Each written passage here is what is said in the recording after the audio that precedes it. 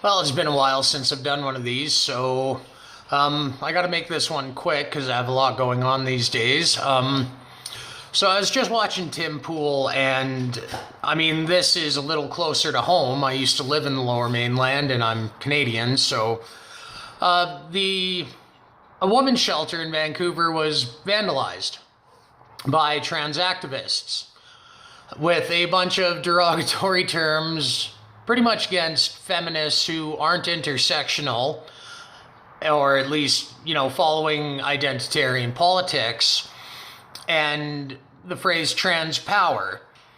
Now, I'm just going to keep this quick because, my thought on it's really simple, but a few years ago, we kind of saw this big feministic push, and I mean, men's role in society in North America has been greatly diminished over the last generation or so. I mean, by that I mean like 30 years. But it really seems like North American men, there's an agenda against them. I'm pretty sure it's a demoralization tactic for a greater globalization scheme, but that's neither here nor there.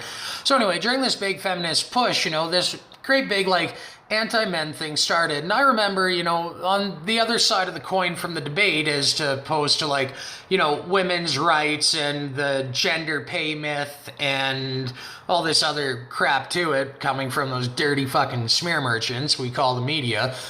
But I remember at the time the counter to the argument was like, well, there's not exactly men's shelters out there. There's not a lot of men's resources out there. Frankly, in North America, there's not really a lot of support for heteromasculinity at all. For some reason, we seem to be a society that is degrading into cucking ourselves, and I'm never going to give in to that. I'll be fucking dead before I bend the knee.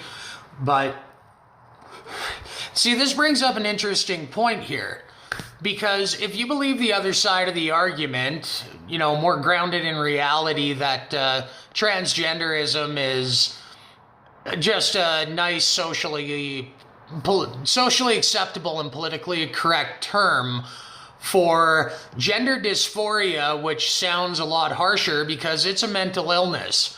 So I kind of feel like, in an ironic way, that this has all gone full circle on itself, which I kind of want to laugh at, except it's such a sad state of affairs.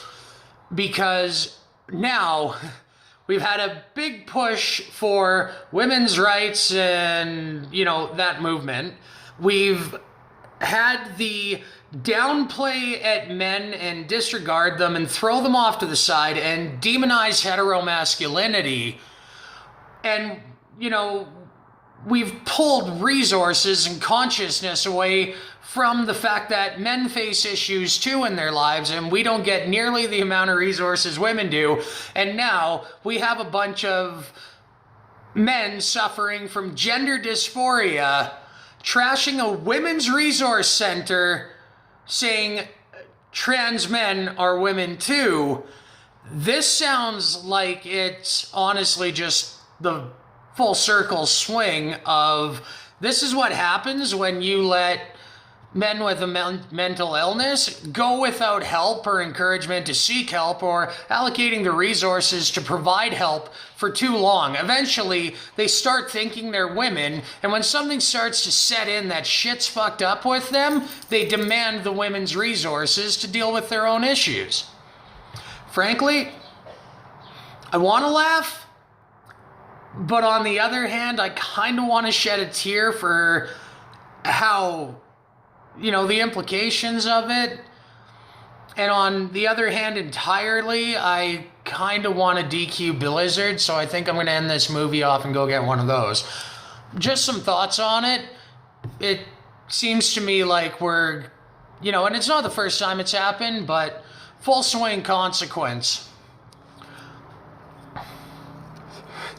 I can't help but think that maybe we just wouldn't have to deal with this kind of bullshit in our society if we would just quit demonizing heteromasculinity and hating on men as a culture in general, and maybe started putting resources into mental health programs for men and support for men because, frankly,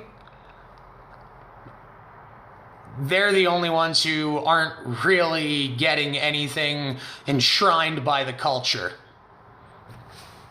Have a good night, people.